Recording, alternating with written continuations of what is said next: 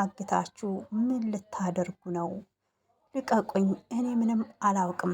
ዝና ቤት ደግሞ እኔ ይዣችሁ ከመሄድ ሞቴን እመርጣለሁ። መቃብር እንዲኖረኝ እፈልጋለሁ። በዝና መሞትን አልፈልግም እያለ ትገኛለች ማለት ነው።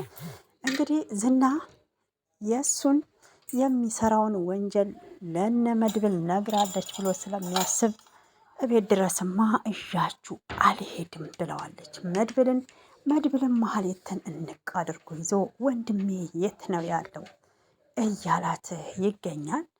ሞገስ እንግዲህ በጣም ፈርቷል ማለት ነው። ለምን ለፖሊስ አናመለክትም?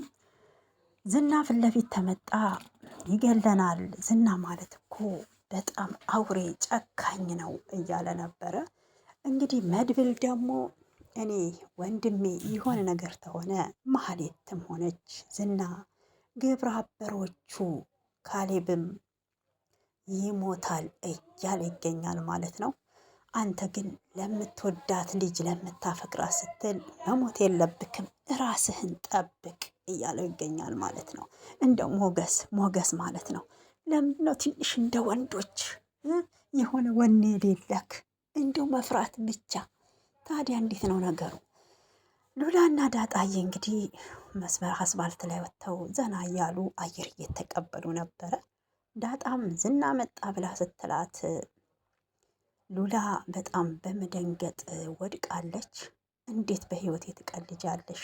ዝናን እያወቅሽው በዚህ ይቀለዳል እንዴ ብላን ነበረ። እንግዲህ ዳጣዬም ሉላን ይቅርታ ጠይቃታለች ማለት ነው። ምሳሌ የማህሌት እዛ ቤት መቀመጥ በጣም እያስጨነቃትና እየተጠራጠረ ትገኛለች።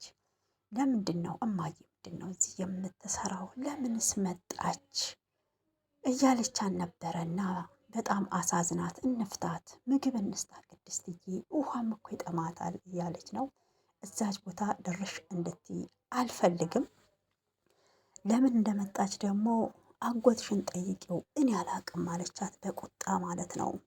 ሆኖም ግን ለምንድን ነው እሺ አባዬ የማይመጣው? ብዙ ቀን ሆነው እኮ ናፍቆኛል አለቻት። ሁለተኛ እኔ እንዳትጠይቂ አጎትሽን ጠይቂው ይመጣልሽ ምሳሌ እያለቻት ነበረ። ምሳሌ እንግዲህ አባቷ ከሄደ 1 ወር እያስቆጠረ ስለሆነ በጣም ጭንቅ ላይ ናት። ወይዘሮ ኤፍራታ መድኃኒት ለዝና የተባለውን እሷ በመብላቷ ሆኖም ግን ስልክ ደውሎላት ነበረ